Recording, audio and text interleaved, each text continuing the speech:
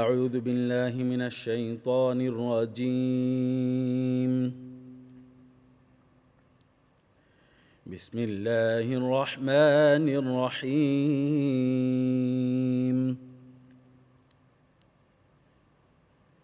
وهو الذي أنشأ جنات معروشات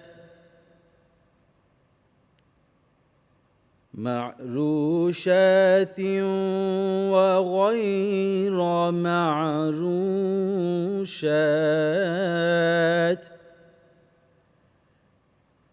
والنخل والزرع مختلفا أكله والزيتون والرمان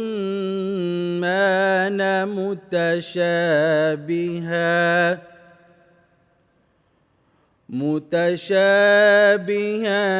غير متشابه كلوا من ثمره إذا أثمر وآتوا حقه يوم حصاده ولا تسرفوا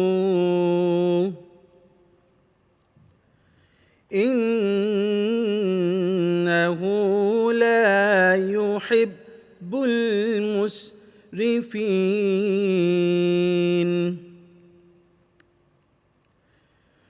ومن الأنعام حمولة وفرشا كلوا مما رزقكم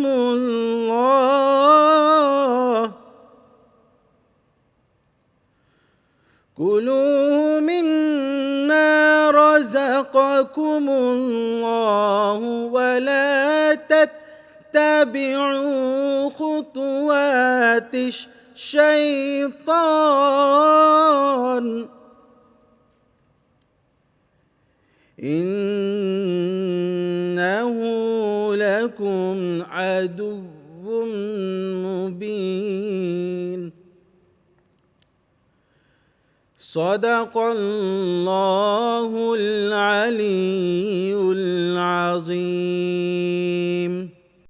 তিনি লতা ও বৃক্ষ উদ্যানসমূহ সৃষ্টি করিয়াছেন এবং খেজুর বৃক্ষ বিভিন্ন স্বাদ বিশিষ্ট খাদ্যশস্য জাইতুন ও ডালিমও সৃষ্টি করিয়াছেন। এইগুলি একে অন্যের সদৃশ এবং বিসদৃশ্য।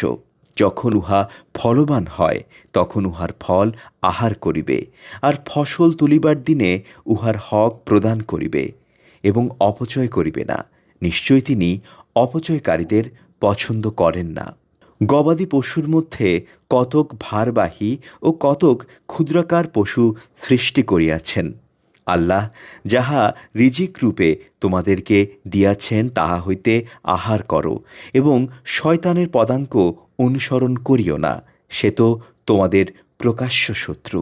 সূরা আনআম আয়াত 141 থেকে 142। আল্লাহ পাক এই দুটি আয়াতে একটি বিষয় ক্লিয়ার করেছেন, সব নিয়ামতের মালিক একমাত্র মহান আল্লাহ। আমরা কৃষিকাজ করি, কিন্তু এই কৃষিকাজের ফল দেয় মহান আল্লাহ। আমরা পরিশ্রম করি, পরিশ্রমে বরকত দেন মহান আল্লাহ। এই আয়াতে একটি কথা একদম ক্লিয়ার যেই রিজিকের মালিক শুধুমাত্র মহান আল্লাহ।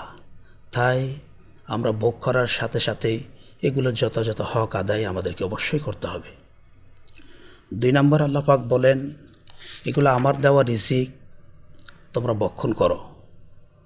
আল্লাহ পাক যেগুলো ভক্ষণ করতে বলে, খেতে বলে, এগুলো আমাদের জন্য হালাল, আর যেগুলো না খেতে বলে এগুলো আমাদের জন্য হারাম হয়ে থাকে।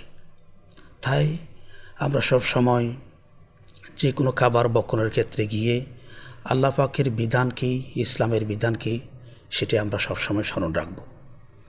আল্লাহ পাক বলেন, এসব কিছু দেওয়া আমার নিয়ামত, এই নিয়ামতগুলোর যথাযথ হকও আদায় করো। আল্লাহ বলেন, তোমরা কৃষিখাত থেকে যখন ফসল যেই দিন কাটো সেই দিন ওটার হক আদায় করো।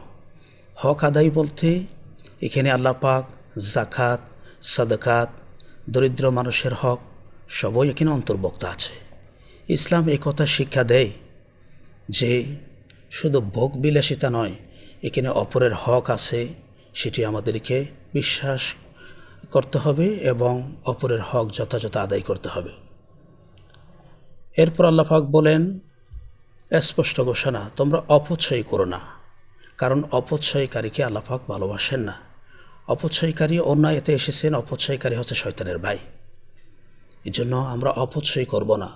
আমাদের জীবনে খাবার দাবার, সময়, অর্থ সব কিছুর ক্ষেত্রে আমরা অপচয় থেকে দূরে থাকব, কারণ অপচয়কারী শয়তানের ভাই হয়ে থাকে। আমরা শয়তানের ভাই হতে চাই না। এরপর আল্লাহ তাআলা আমরা কোন খাবারগুলো খাবো, কোন খাবারগুলো খাবো না, কোন পশু খাওয়া যাবে, কোন পশু খাওয়া যাবে না, সেই বিষয়ে সংক্ষিপ্ত বলেছেন। যেই পশুগুলো আমি তোমাদেরকে খাওয়ার জন্য নির্দেশ দিয়েছি, ওগুলো খাওয়াই আমার নির্দেশ, ওগুলো খাওয়া তোমাদের জন্য ইবাদত হবে। এছাড়া যেগুলো আমি খেতে নিষেধ করেছি, এগুলো তোমাদের জন্য খাওয়া, ভক্ষণ করা তোমাদের জন্য জায়েজ নয়, খেলে গুনাহ হবে। এজন্য আমাদের জীবন চলার ক্ষেত্রে গিয়ে আমরা সব সময় শুধু ভোগে থাকলে হবে না, ভোগের সাথে সাথে এটার যথাযথ হক আদায় করার জন্য আমরা চেষ্টা করব এবং ইসলামী বিধিবিধান যেটি আছে, যেটি যেভাবে আমাদেরকে করতে বলে, যেটি না করতে বলে, সেভাবে আমাদের জীবন পরিচালনা করতে হবে। আল্লাহ তাআলা আমাদেরকে এই 2টি আয়াত মোতাবেক জীবনযাপন করার তৌফিক দান করুক। এখানে আল্লাহ পাক যে কাজগুলো আমাদেরকে করতে বলেছেন এবং যে কাজগুলো, যে খাবারগুলো না খেতে বলেছেন, সেভাবে আমাদের জীবন পরিচালনা করার, কোরআন মতে আমাদের জীবন পরিচালনা করার সকলকে তৌফিক দান করুক। আমিন। ওয়া আখির দাওয়ানা আলহামদুলিল্লাহি রাব্বিল আলামিন। আসসালামু আলাইকুম ওয়া রাহমাতুল্লাহি ওয়া বারাকাতুহু। আলহামদুলিল্লাহি রাব্বিল আলামিন والصلاة والسلام على أشرف الأنبياء والمرسلين وعلى آله وأصحابه أجمعين. ربنا ظلمنا أنفسنا وإن لم تغفر لنا وترحمنا لنكونن من الخاسرين. رب العالمين মাহ রমজানের রহমত, মাগফিরাত, নাজাত আমাদের সকলকে দান করো আল্লাহ। রব্বুল আলামিন আমাদের সকলকে জাহান্নামের কঠিন আযাব থেকে সকলকে হেফাজত করো আল্লাহ। রব্বুল আলামিন আমাদের মাঝে যারা অসুস্থ আছে তাদেরকে শেফায়ে কামেলা আজিলা নসিব ফরমা আল্লাহ। রব্বুল আলামিন আমাদের এই দেশকে তোমার খাস রহমত দিয়ে বেষ্টন করে নাও। রব্বুল আলামিন আমাদের এই দেশের উপর তোমার খাস রহমত নাজিল করো।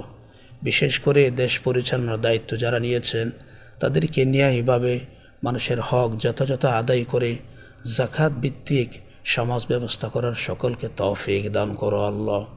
রব্বুল আলামিন আমাদের এই দেশ সহ পৃথিবীর আনাচে কানাচে যেসব জায়গায় মারামারি হানাহানি হচ্ছে, রব্বুল আলামিন তোমার কুদরতের হাত দিয়ে মজলুমদেরকে হেফাজত করো আল্লাহ। রব্বুল আলামিন তোমার কাছে আমরা শান্তি চাই, অশান্তি চাই না।